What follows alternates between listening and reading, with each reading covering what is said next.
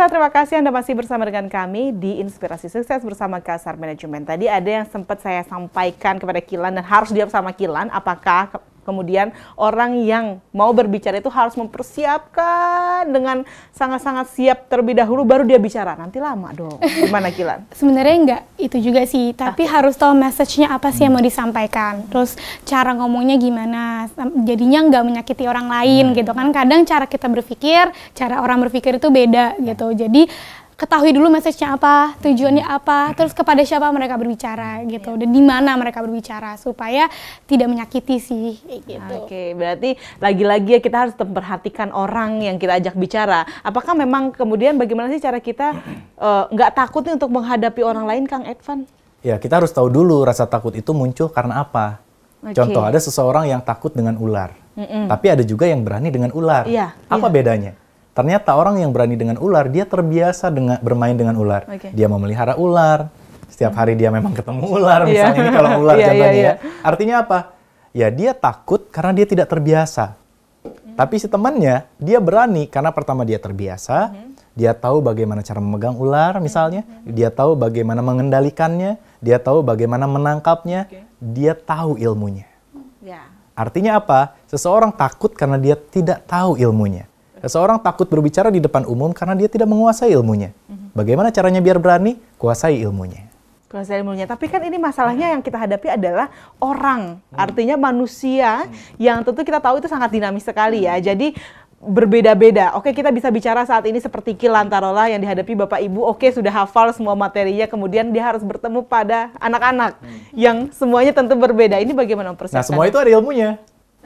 Semua itu ada ilmunya, bagaimana cara kita deliver message ke orang tua, bisa juga kemudian kepada sesama umurnya, usianya. Ada juga yang kepada orang-orang yang usianya di bawah kita ya Kilan ya. Itu caranya berbeda, intonasi yang digunakan berbeda, cara membuka presentasinya atau public speakingnya berbeda, cara menutupnya berbeda, cara menatapnya berbeda, cara movingnya pun berbeda. Intonasi yang digunakan berbeda, diksi, pilihan kata yang digunakan berbeda. Semua itu ada ilmunya. Wow, luar biasa sekali pemirsa. Ternyata ya memang tidak mudah, tapi semua bisa dipelajari. Nah, kalau menurut Kilan sendiri, mana sih yang paling sulit untuk Kilan hadapi?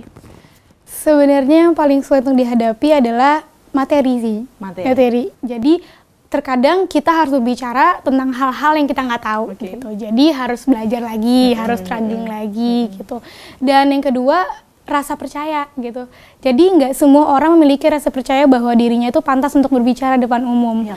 Apalagi kalau kita tidak menguasai materi atau kita tidak menguasai audiensnya, nggak kenal sama komunitasnya gitu. Jadi itu yang bikin takut sebenarnya.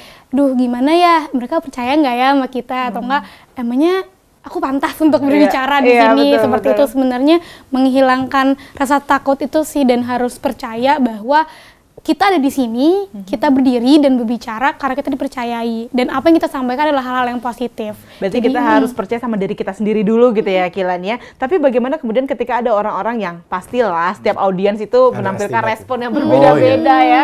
Itu ketika sudah berlangsungnya acara itu kadang-kadang kan kalau saya lihat ada beberapa pembicara bahkan ya awalnya udah keren banget. Ketika audiensnya mungkin pembicara mengharapkan tepuk tangan yang gemuruh dari para audiens dan kemudian dia tidak dapatkan dan langsung lemes. Nah, kalau Kilan sendiri gimana? Pernah nggak ngalamin hal kayak gitu? Pernah sih pasti, apalagi kalau mau mencoba untuk melucu gitu kan, terus nggak ada yang ketawa, hening, kita kayak garing, stay cool aja, atau nggak kayak improv, atau nggak kayak nggak lucu ya udah kita lanjut.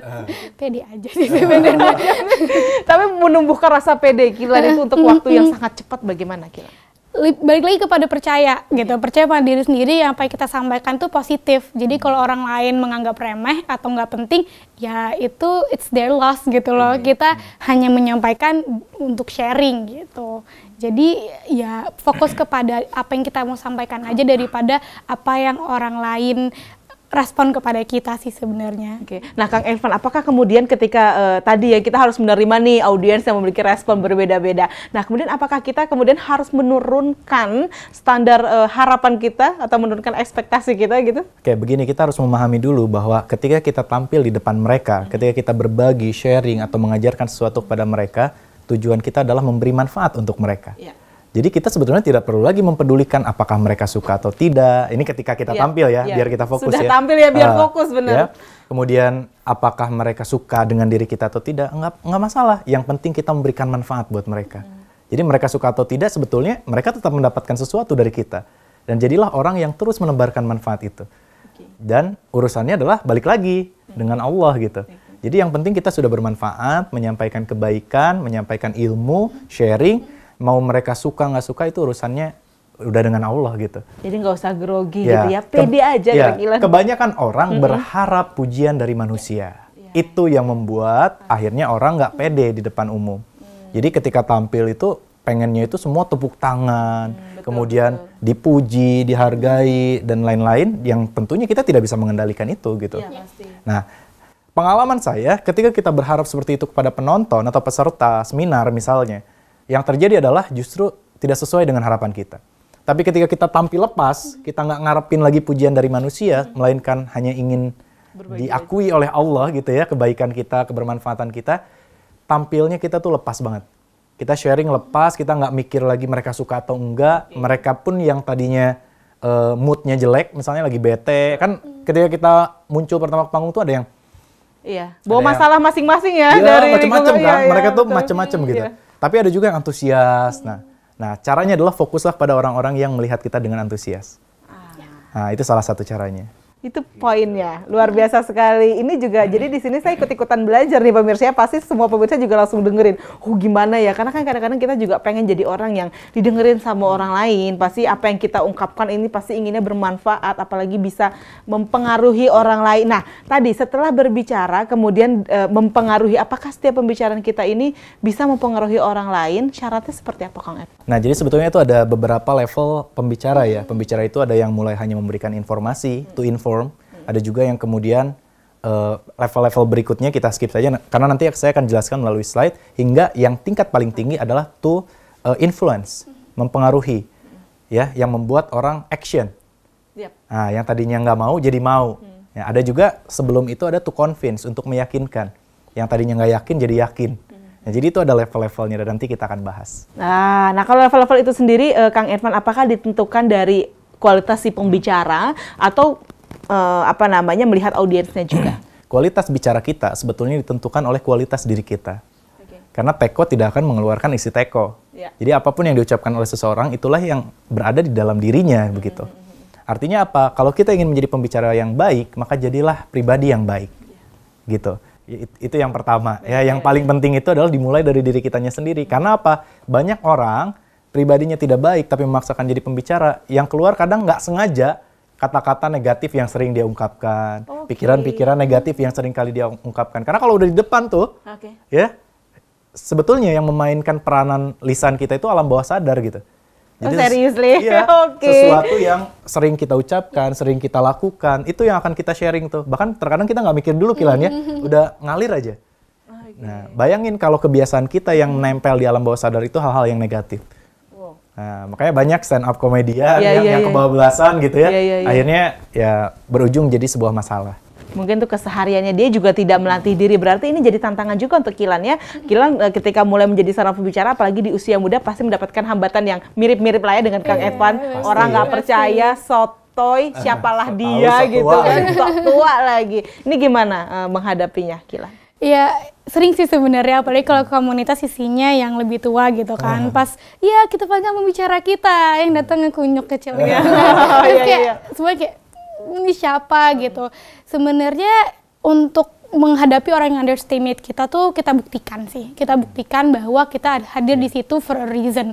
Kita di situ untuk memberi manfaat, dan senyum aja sih gitu. Mau orangnya menatap kita tajam atau gimana, senyumin aja gitu. Apakah caranya sama dengan Kang Irfan tadi ya? Kang Irfan kan tadi udahlah kita fokus aja sama orang-orang yang antusias sama kita. Kalau Kilan sendiri gimana? Itu salah satunya juga, sama fokus sama apa yang ingin disampaikan gitu. Saya percaya bahwa apa yang saya sampaikan itu bermanfaat, jadinya itulah yang mau disampaikan. Dan baik lagi sih sama, bener banget, jangan mengharapkan pujian atau applause atau anything.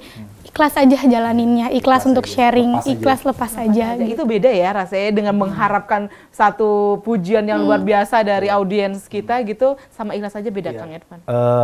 Kalau kita mengharapkan sesuatu, akhirnya kita terbebani. Iya gitu, harapannya terlalu tinggi ya, Kang Irfan ya. Jadi kita ngarepin sesuatu yang akhirnya fokus kita, konsentrasi kita malah jadi ke hal-hal tersebut. bukan ke teori atau materi yang mau kita sampaikan, sharing yang kita sampaikan. Dan yang lebih penting lagi kalau kita mau didengar adalah jangan berniat mengajari audiens.